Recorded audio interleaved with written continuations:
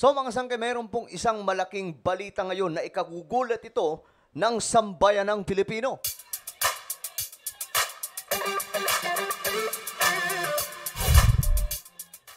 Hello, what's up guys? This is me. I'm back for another vlog today. Kamusta po kayong lahat?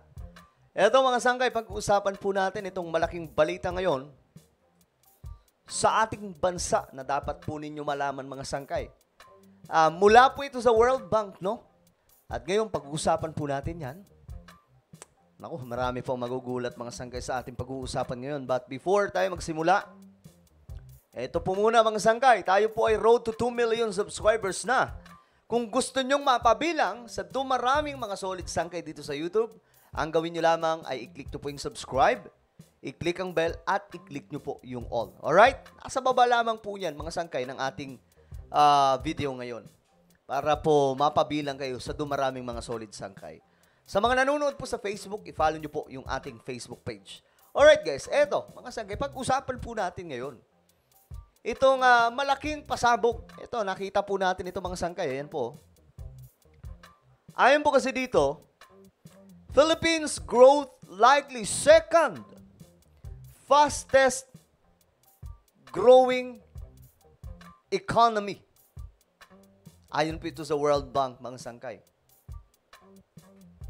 So, ano mayroon? Marahil, tataas po ang kilay ng iba dyan. Sasabihin nila, ops, tayo ka lang, sangkay. Parang imposible naman yata. Hindi naman namin ramdam. Mahal ang bilihin, mahal ang bigas. Paano nangyari yan? Ganito lang yan, mga sangkay. Nagkakatalo kasi ang paglago ng ekonomiya sa mga negosyo na mayroon ang ating bansa. Okay? Mga negosyo. Kapag marami ang nag-i-invest, okay?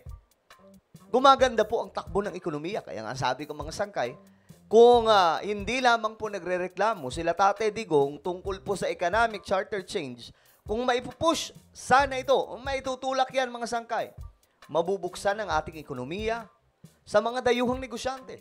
At kapag nangyari ito, ibig sabihin nun mga sangkay, dadami ang negosyo sa ating bansa, lalago ang ekonomiya. Sa ngayon, hindi po natin na yan ramdam. Bakit? Siyempre, hindi naman ganun kadali yun, mga sangkay, na parang lumagong ekonomiya, boom! Wow, ang yaman na ng Pilipinas. Walang ganun sa tunay na buhay. Magic po ang tawag doon kapag ganun ang nakakita ninyo. Ngayon, eto, mga sangkay, Pilipinas, ayon sa track ng World Bank, mula po ito sa World Bank hindi po yan galing sa ating, hindi po yan chismis sa mga media lamang. Ayon sa track ng World Bank, Pilipinas inaasahang mananatiling ikalawang pinakamabilis na lumalagong ekonomiya sa ASEAN hanggang 2026.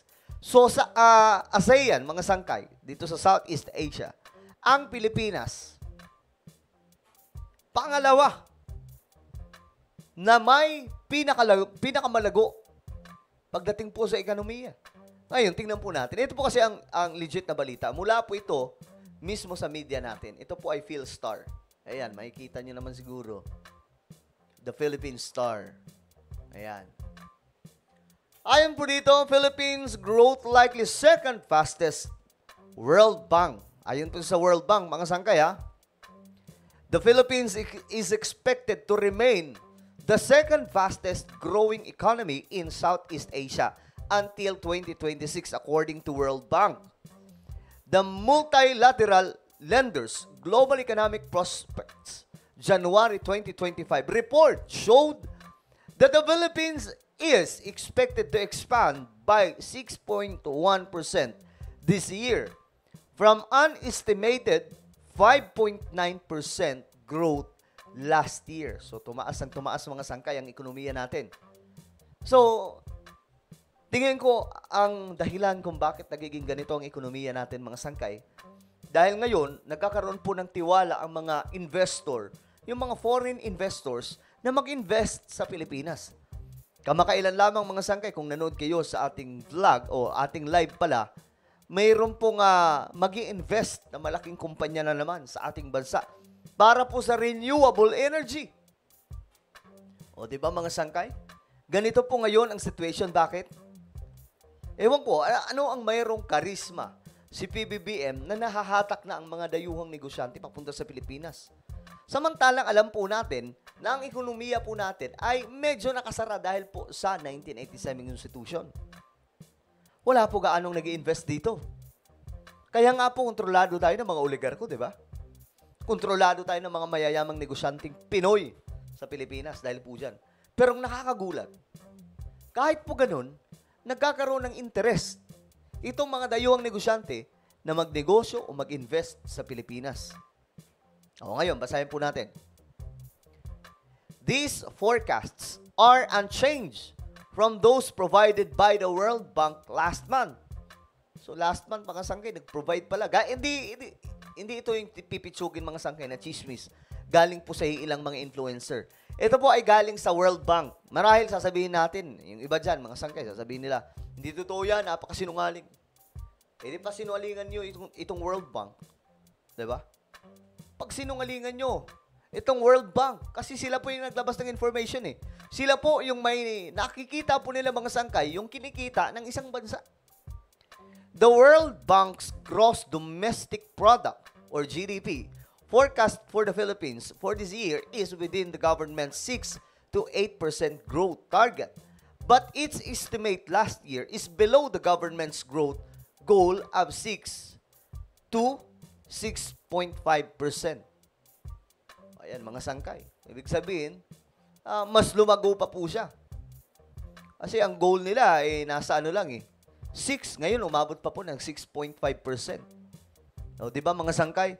So, ganyan po ang nangyayari ngayon. Bagamat sabihin po natin, hindi pa natin mararamdaman yan. Of course, gets po natin yan. Hindi pa po natin mararamdaman yan sa ngayon. Kasi nga po, hindi ganun kabilis ang pagbabago ng ekonomiya. Kung mangyayari na bubuksan ng ekonomiya natin, halimbawa na lang, maituloy ang economic chacha na ayaw po nila President Duterte. Kapag nangyari yan, mga sangkay, alam nyo, lahat ng mga bumatikos kay PBBM, lahat ng nag-question sa kanya, mapapahiya. Bakit? Makita mo ba naman na lumalago ang ekonomiya ng isang bansa? Tapos sinong namumuno dyan? Si PBBM.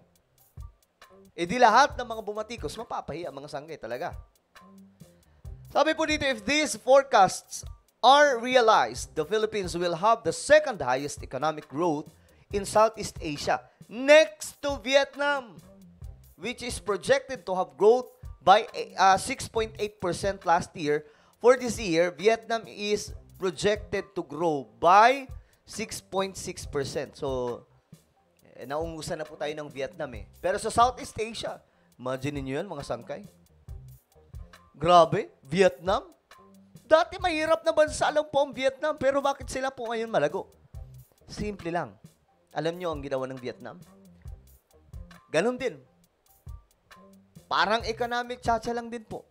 Inayos po nila yung constitution nila, binuksan ng husto ang kanilang bansa para mag-invest ang mga dayuhang negosyante. Kaya nga ngayon mga sangkay, nagpapagawa na po sila ng malalago o malalawak na mga proyekto mga sangkay pagpapalago sa kanilang bansa. Ngayon, maraming dayuhan ang nagkaka-interest sa Vietnam. Kaya hindi na po ako magtataka, 5 to 10 years from now, ang Vietnam kaya na makipagsabayan sa ibang mga malalagong bansa sa Asia, kagaya ng China. Kasi nga po, binuksan eh. Yun ang kailangan po natin, kaso ang problema, yung mga DDS, sinisiraan po yung economic chacha. Ito nga po yung goal natin eh. Kaya nga, tigil-tigilan na po natin yung pagiging panatiko. Di ba? Yung pagiging panatiko natin, yan ang sisira sa bansa natin. Kasi, wala eh. Sulud-suluran tayo sa mga politicians na yan eh. Akala mo naman talaga, matitino lahat. Ngayon, mga sangkay, ito basahin po natin. Inaasahan na mananatiling pangalawang pinakamabilis na lumalagong ekonomiya sa Timog Silangang Asya ang Pilipinas hanggang 2026 ayon sa World Bank. Sa ulat ng multilateral lender na Global Economic Prospects, January 2025, inaasahang lalago ang ekonomiya ng Pilipinas ng 6.1% ngayong taon mula sa tinatayang 5.9% paglago noong nakaraang taon. Ang mga pagtatayang ito ay hindi nagbago mula sa naunang ulat ng World Bank noong nakaraang buwan. Ayon sa World Bank, mananatiling matatag ang pribadong konsumo dahil sa mababang inflasyon at malakas na merkado ng paggawa na magpapalakas sa kita ng mga kabuhayan.